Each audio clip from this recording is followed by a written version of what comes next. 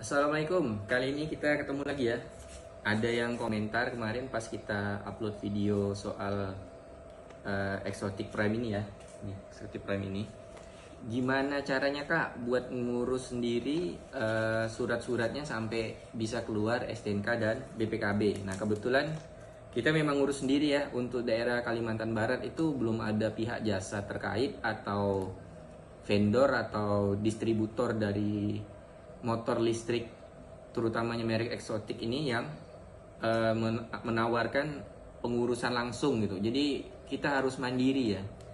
Jadi mau tidak mau ya memang harus ngurus sendiri. Nah, mungkin itu salah satu kendala kenapa di sini masih banyak motor listrik yang kita lihat berkeliaran ya, atau jalan di jalan raya tanpa ini ya, plat nomor seperti itu. Kalau kita udah bikin semuanya, platnya, STNK dan BPKB-nya juga sudah keluar. Dan ternyata prosesnya mudah, tidak serumit yang mungkin karena saya juga belum pernah sebelumnya ngurus mulai dari baru ya, motor baru ngurus sendiri itu belum pernah. Biasanya kan selalu dealer ya yang menguruskan buat kita. Nah, ketika kita beli, itu kita harus minta ya. Minta sama tempat kita membeli ya, apa itu toko, dealer atau apapun itu, kita harus minta yang namanya SRUT. Nah, surat registrasi uji tipe. Seperti ini ya. Nah, ini kita minta sama tempat kita membeli. Nah, ini fotokopian yang aslinya sudah kita serahkan ke Samsat. Nah, ini fotokopian seperti ini SRUT-nya. Saya fotokopi aja buat jaga-jaga ya, mana tahu terjadi sesuatu. Kemudian saya fotokopi juga faktur yang harus diserahkan ke Samsat. Nah, ini ada tulisannya kalau yang untuk ke Samsat. Dia ada tulisan faktur yang untuk pengurusan BPKB seperti ini. Sedangkan yang saya pegang ini bukan saya nyimpan untuk pribadi. Karena apa? Karena memang fakturnya itu ada beberapa lembar, warnanya macam-macam. Ada yang merah, hijau, kuning, biru ya kalau nggak salah. Saya lupa juga warnanya. Tapi ini yang tulisannya BPKB ini memang diserahkan ke Samsat buat ngurus BPKB. Sedangkan yang ini adalah untuk pemilik fakturnya. Nah, jadi kita tidak boleh salah memberikan dan kita tidak perlu menyerahkan semuanya. Kadang kalau kita serahkan semua ya tidak akan dikembalikan. Nah, berikutnya ada juga untuk pengurusan STNK. Ada yang namanya sertifikat. Nah, seperti ini ya. Ini yang STNK.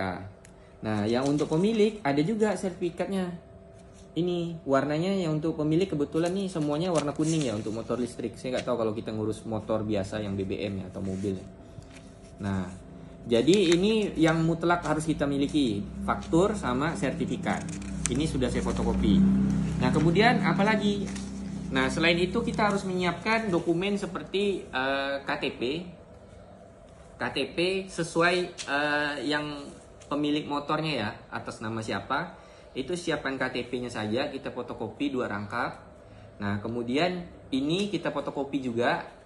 Kalau saya biasanya 2 rangkap, selain untuk diserahkan ke Samsat, kita pegang juga salinannya biar kalau mana tahu selip atau cecer, kita masih punya backupan data ya. Kemudian saya foto juga yang orinya, yang memang untuk diserahkan, yang warnanya tadi hijau atau biru atau merah. Nah, kita bawa semua dokumen ini ke Samsat.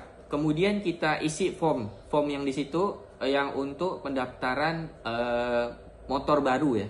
Beda jadi sama kalau kita hanya untuk balik nama atau kita mau ganti plat, itu beda formnya sama yang kita pendaftaran motor baru istilahnya. Nah, di sini juga kelihatan, ini juga saya simpan buktinya.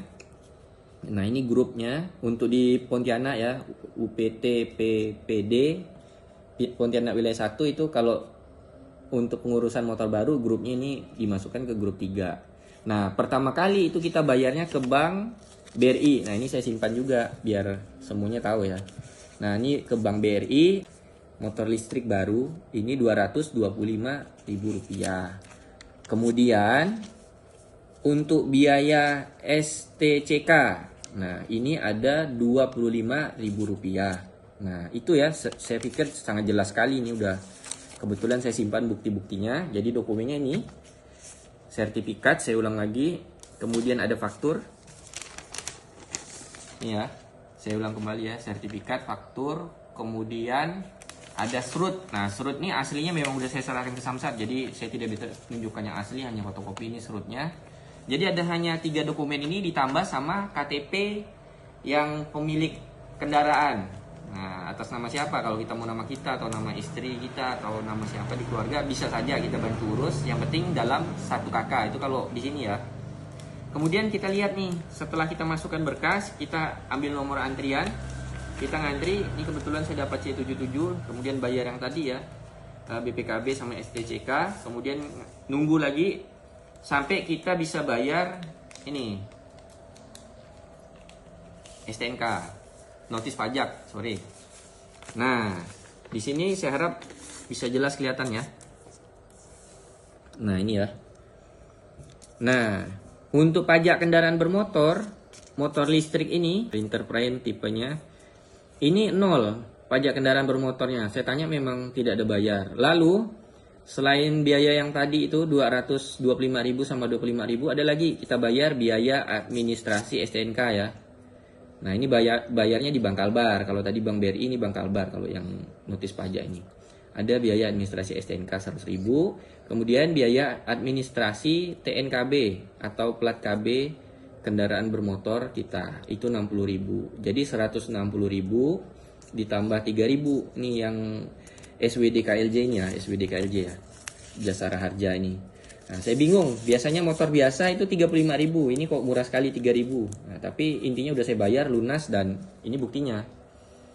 Nah, jadi setelah bayar ini kita belum bisa langsung dapat STNK-nya. STNK itu yang ini. Nah, STNK yang ini kita dapat biasanya 2 atau 3 hari setelah kita membayar notis pajak tadi. Kita ambil 3 hari kemudian tuh STNK sama plat tanda kendaraan bermotor.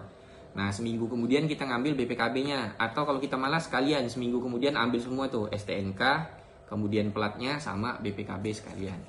Nah, saya pikir sudah cukup jelas ya dokumen-dokumennya. Kebetulan kita masih punya bukti rekaman lah istilahnya, sama backupan saya ini fotokopian sampai ke nomor antrian juga saya masih simpan. Cara ngurusnya lebih mudah daripada saat kita mau bukan lebih mudah, lebih cepat maksudnya, lebih cepat daripada saat kita mau balik nama atau ganti plat. Oh ya, ada satu yang saya lupa, ketika kita mau bawa berkas ini semua jangan lupa bawa motornya juga.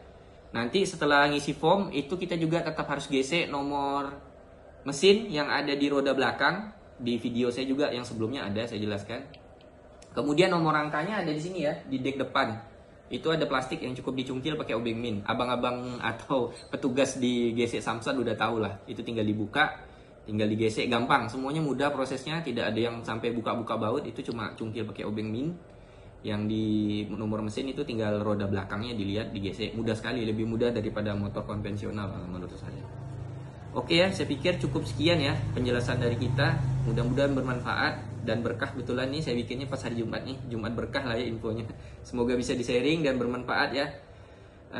Kalau kalian suka atau butuh sesuatu soal motor ini, pengen tahu sesuatu, boleh di komen, nanti bisa kita kasih penjelasan lebih lanjut ya. Sampai ketemu. Jangan lupa like, komen, dan subscribe.